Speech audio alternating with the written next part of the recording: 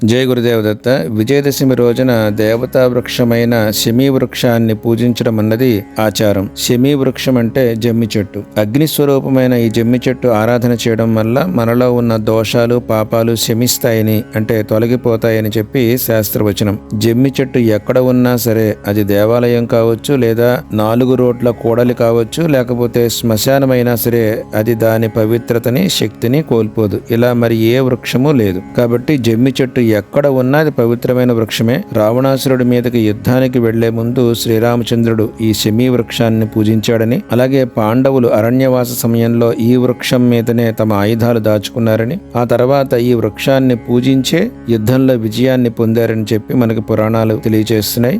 ఈ శమీ వృక్షాన్ని విజయదశమి రోజున 2/10/2025 మధ్యాహ్నం 1:54 నుంచి 2:30 లోపు గాని, లేకపోతే సాయంకాలం 4:30 నుంచి 6 గాని పూజించాలి. ఈ సమయంలో శమీ వృక్షానికి సంబంధించిన శ్లోకంతో పాటుగా అపరాజిత దుర్గాదేవిని కూడా స్మరించాలి. ఈ రోజు జమ్మి చెట్టు దగ్గర చదవవలసిన శ్లోకం: శమీ శమయతే పాపం శమీ శత్రు వినాశిని అర్జునస్య ధనుర్ధారి రామస్య ప్రియదర్శిని. అలాగే ఓం జయ విజయ సమేత అపరాజిత దుర్గాయై నమః, లేదా ఓం ఐం హ్రీం శ్రీం అపరాజిత దుర్గాయై నమః అనే మంత్రాన్ని కూడా 108 సార్లు ఈ రోజు జపం చేయాలి. జై గురుదేవదత్త.